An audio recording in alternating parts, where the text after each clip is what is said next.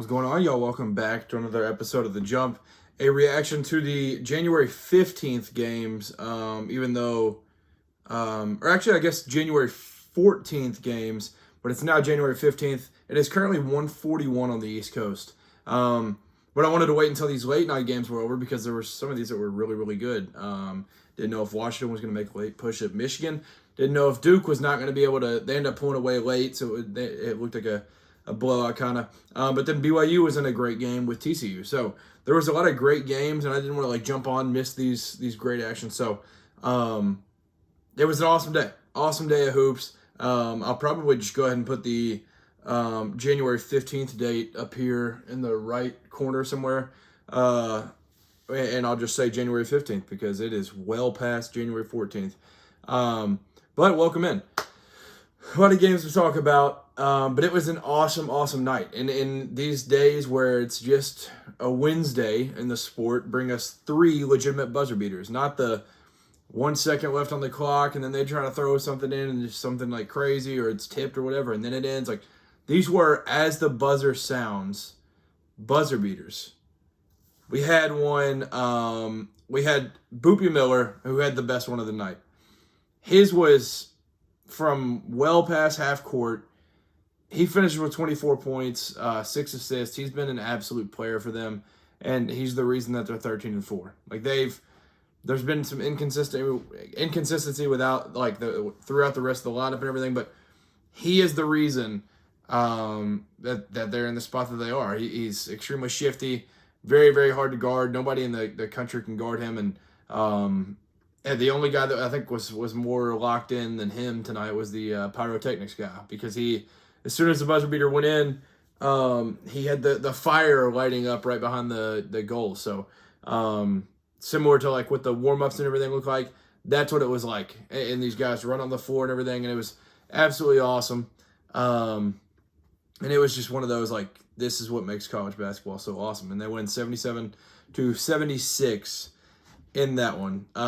So that was a lot of fun. And then the other one, which I guess was probably, I guess I'm going reverse chronological, I think, because Booby, I think, was the last one. So the middle one now, Ole Miss beats Georgia in Athens in overtime. Patton Pinkins hits the buzzer beater as time is off the clock, off of an offensive rebound. This game was an absolute mess late, but they end up getting out of there with a win. And the Rebels dug themselves quite a hole in the non-con. Getting a win like this may be something that can kind of fuel you as you go forward, sitting at 2-2 in the conference. You got to have one of these just to be able to get one of these early road wins. And it's a very good Georgia team. I mean, this is the third loss for Georgia all year. Very, very good team. And picking up this one was huge for Chris Beard and company. So what a win. I mean, and ending it in that way is as good as it comes. So I don't know if this is where they turn the corner or what's going to happen, but AJ Storr came off the bench tonight, 27 points, 8 rebounds, 4 assists. He was awesome all night. So he was killing it. Pinkins, like I mentioned, Elias Camberdine, I thought he gave some great stuff. So they've got the guys. They're missing just one stud, but if AJ Storr can do anything similar to that, then they'll be all right for a while. So big win for them though. But that's the 2 of the 3 buzzer beaters, and the third one is the Kentucky Wildcats. So my team goes down to Baton Rouge and stuns LSU 75-74. And storms back from down 18, tied for the largest deficit overcome in the Mark Pope era. And Malachi Moreno basically does his best representation of, or best impersonation of Christian Laettner. That was kind of what that was. Colin Chandler heaves it down the court, down 1, and then he turns and hits a elbow jumper, and it was unbelievable. It was absolutely unbelievable. It felt like that play was slow-mo. There were some lineup adjustments and stuff tonight, so I thought that was interesting that Pope decided to do. Starting Yelovich, starting Cam Williams. There was a few different things that they had done, but overall, getting this win was very important because the road schedule this year for Kentucky is very, very difficult. So if you're a team that's wanting to make the tournament, you got to pick up these. But I want to highlight Otega Owe, who in the SEC play right now, he's averaging 21.3 points per game, 4.7 rebounds per game, 3 steals per game, and shooting 53% from the field. He's been awesome, and he was awesome tonight for the Cats. So that was a big one. Those were the 3 buzzer beaters that we got as time expired.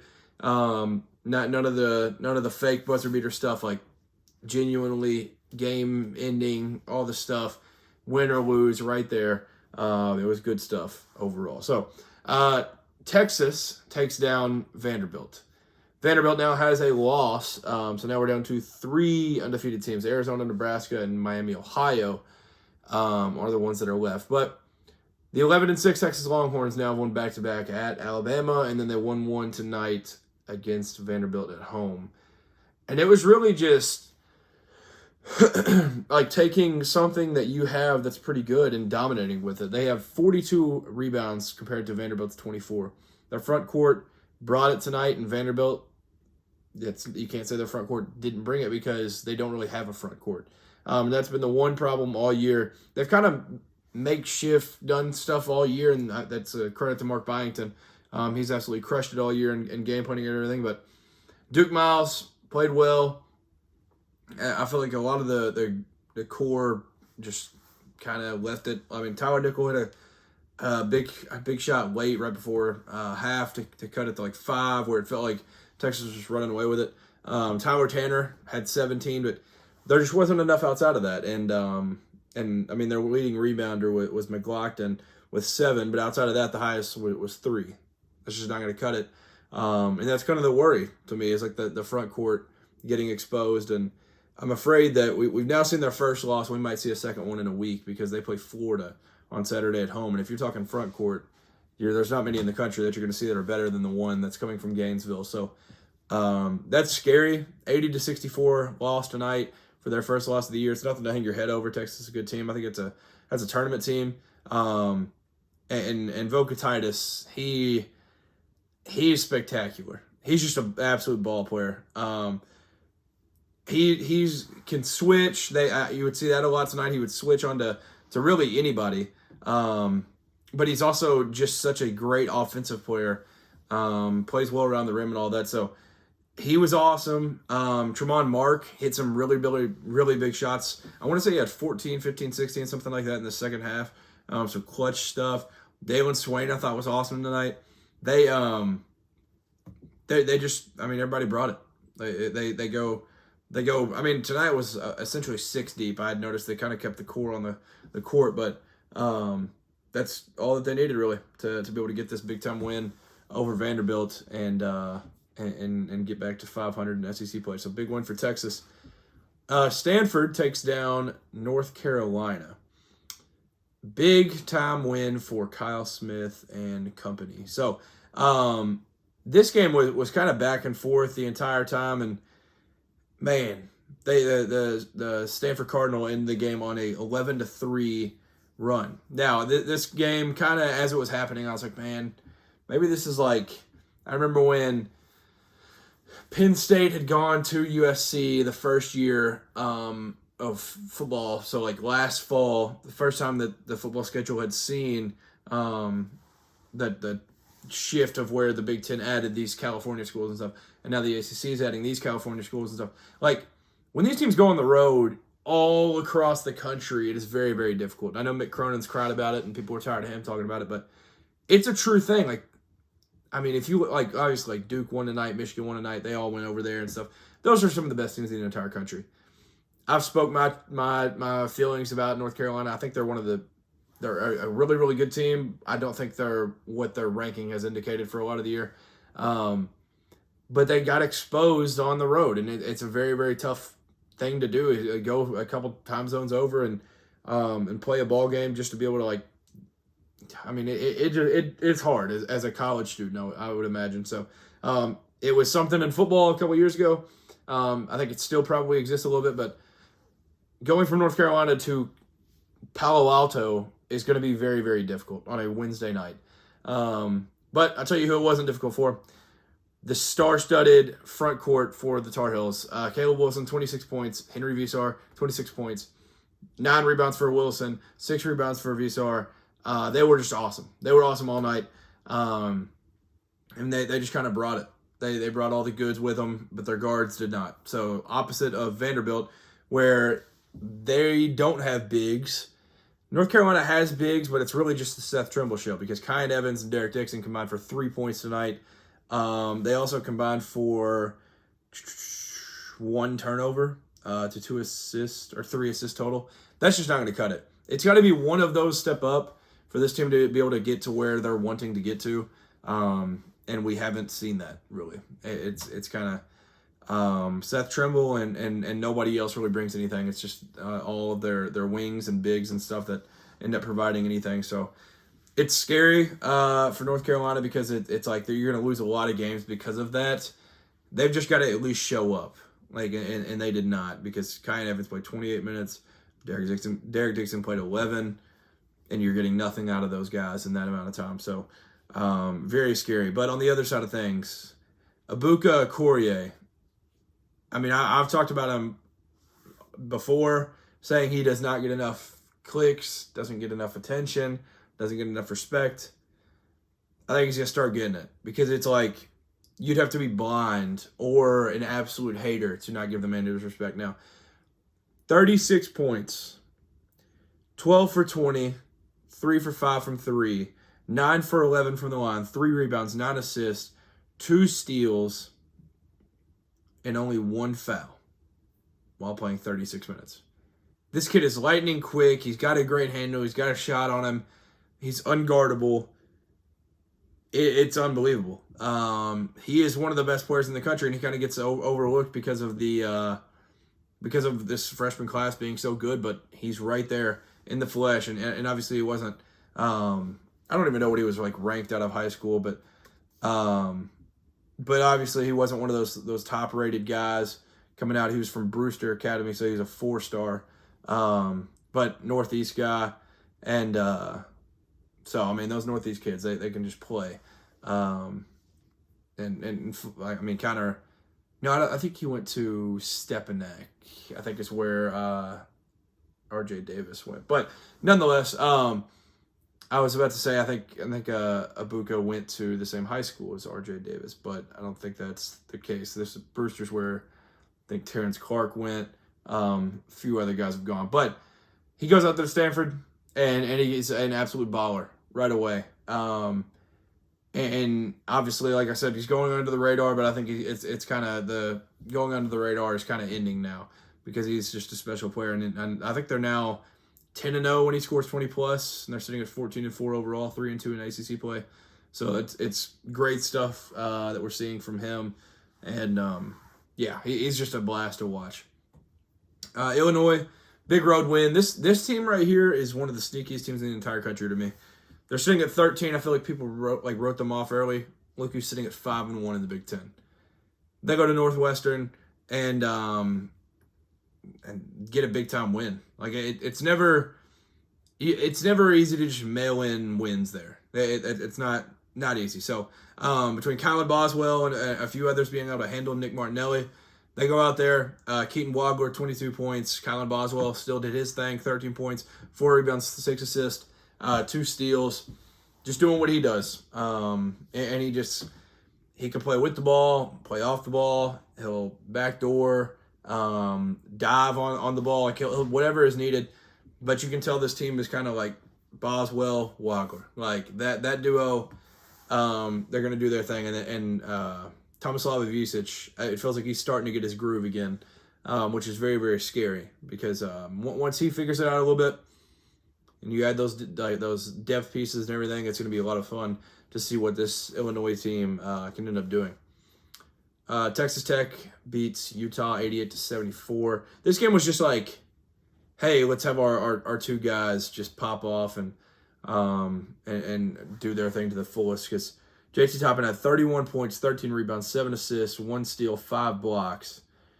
While Christian Anderson had 26 points, 3 rebounds, 10 assists, 2 blocks. There's just here our duo is going to do their thing. So. 3-1 in Big 12 play, and obviously they didn't throttle them. It was I mean, they were up 12 at half. It felt like they were going to end up pulling away crazy style, but then they did not. Only ended up winning by 14. But a win's a win. Getting these wins in conference are very, very crucial and very important. Arkansas beats South Carolina 108-74. These freshmen, man, they've got it going on. Darius Acuff doing his thing again. He's at 18, 4 rebounds, 13 assists with 0 turnovers added to his stat category. So he played 30 minutes and he was dang near perfect. And then Malik Thomas off the bench. He was the guy that ended up getting the headset put on because of how awesome he was. 21 points, 4 rebounds, 2 assists, 4 steals, and a block. He was just all over the place. He was awesome. Malik Ewan, 18 points off the bench. The Arkansas thing for me all year is one of Pringle or Ewan's got to be great. They were both great tonight, and that's why they win in a blowout 108-74. Big time win for them. I think they said on the broadcast first 30-plus point victory for Arkansas in the Calipari era, which is kind of crazy because I feel like when he was at UK, I feel like Kentucky won by like 30, like 10 times a year. I don't know. Maybe it was like just an SEC play or something. I have no idea, but great win nonetheless. Purdue hosted Iowa at Mackey. I think this is a 100th straight sellout at Mackey.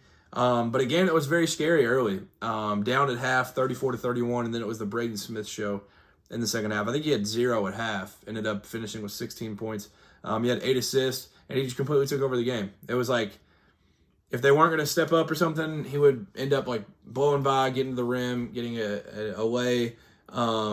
He was just doing whatever he needed to do to get downhill, get into a scoring position, or once they started to like respect everything a little bit more as the game went on, they're like, all right, we can't let him just kill us like this. They'd double, they'd get TKR to a short roll, or he'd go seal, Oscar Clough would steal or something. Like he'd just hit some guys like that. So he just completely took over the game. Defensively also, which was not what he's known for, but defensively he was out there hustling his butt off, and he was on the floor at times. He was awesome.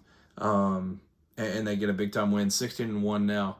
In a game that obviously you can glance past, and they can come in and kind of smack you in the mouth, but they score 48 second half points to end up getting this victory, and I mean a very crucial win. And I mean for Iowa, they're 2-4 in the Big Ten, but like if you look at who their losses are, it's kind of like, all right, man, like it's Michigan State, at Minnesota, Illinois, and then now Purdue on the road too. So like their losses aren't bad. I still think they're in that like second tier of the Big Ten. So when you can pick these ones up when they're on the table, it is very, very helpful.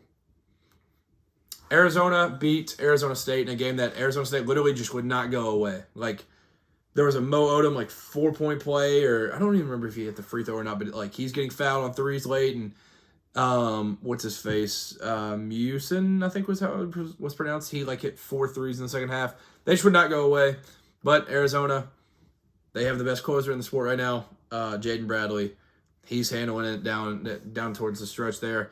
Koa Pete did some good things there late. Karchinkov was hitting free throws late, and just they were awesome. They just did all that they needed to do late. And Toby Awaka, once again off the bench, 25-point outing for him. He just had against Utah he had 18. So he's been really, really good as of late, and I mean he continues to do this off the bench. This team has a whole nother wrinkle to it that's going to be very, very hard to stop. Michigan beats Washington.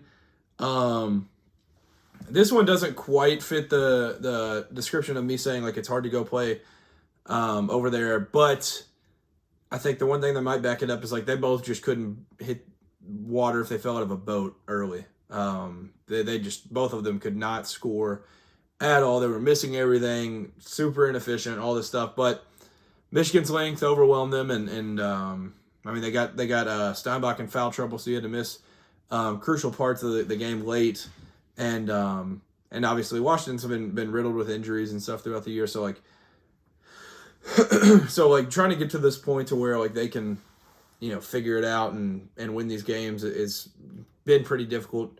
But Michigan gets a much-needed win coming off the loss to Wisconsin. And I thought Daimara was awesome. I thought Morez Johnson was awesome. Not a great Elliott Cadeau game, but they didn't need it. That was kind of the thing. Like they just let those bigs dominate, and the bigs just absolutely. I mean, they scored 50 of the 82 for the team, so they were awesome. Morez, I didn't realize he had 16 rebounds. It did feel like he grabbed a lot, but golly.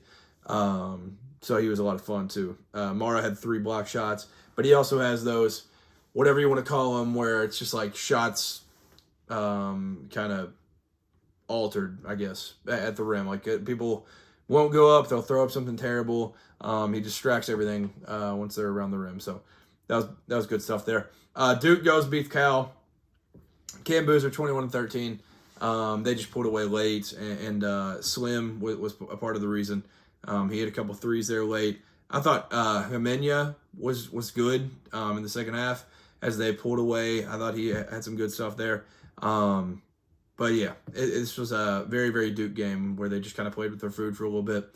Held Cal to 26 in the second half, and it was just a good win, just to be able to get one of these on the road. And the few time zones over, if you can pick those games up, very, very important in my opinion. BYU beats TCU 76-70 in a AJ Advance a takeover, but then they had to take him out because of I think he was probably just gassed. He's still human, even though it doesn't feel like it at times. But Xavier Edmonds for TCU, what a night. He played really, really well. He had 19 and 8. They had some guys that were in foul trouble throughout the night too, but they kind of were able to play through it. They had to kind of go through some different things.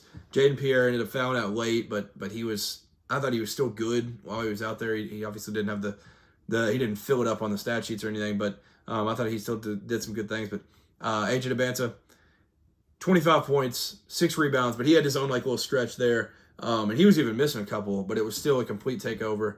And he's unbelievable. He is absolutely unbelievable.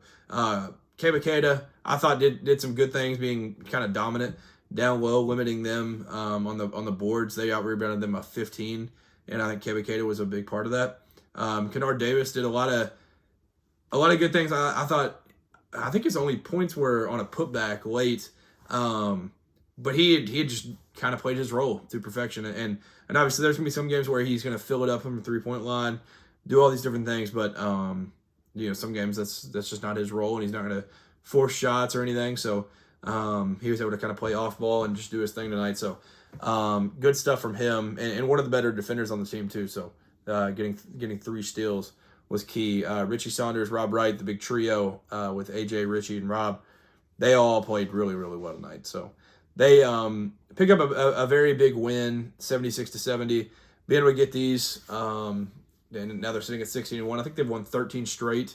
Their only loss is that 2-point loss in the Garden to UConn. So they just continue to roll, and BYU is right there in the mix of teams that I'm I could definitely see them making a crazy run and making a push very, very late in the tournament and everything. So they're a lot of fun to watch, to say the least. I love watching them. Some of my favorite players in the country on that team, but Jamie Dixon and his crew right there, they kind of fall a little bit short. But I mean, credit to them. There's a lot of games that I think if you look, they probably should have been outmatched. They lost by 4 to Michigan. They have the Notre Dame loss that was bad, but they were right there. They probably should have beaten Kansas. They lose by 13 with Arizona, and then they're right there at BYU. So they've played in some really, really good games. This is a team that I think is going to be. This shows the depth of the Big 12 though. The Big 12 conference is unbelievable, and that they're one of the teams that kind of shows that. So big time win for BYU to be able to just kind of check that one off and keep on winning. But I think that will do it for tonight. Utah State won again, 15-1, 6-0 in the Mountain West. They've been a lot of fun to follow. But outside of that, I think that might be it for tonight. But great slate, 3 awesome buzzer beaters. Marino, Pinkins, and Boopy. Awesome night of college hoops, and thank you for tuning in. If you're new to the channel, make sure to like, comment, subscribe, all the good stuff. It's much appreciated. Follow the socials. I just cover college basketball all the time. Love this sport. Cover some college football as well. if you're new to the channel. So make sure to stick around. I appreciate you checking out the video. Let me know some of your thoughts on some of the stuff that I had mentioned and talked about and everything. Let me know if you think I was completely wrong on some stuff, whatever it may be. Comment below. I'll always comment back, and we'll always have some good conversation and stuff. It's always fun to talk to you guys. Peace.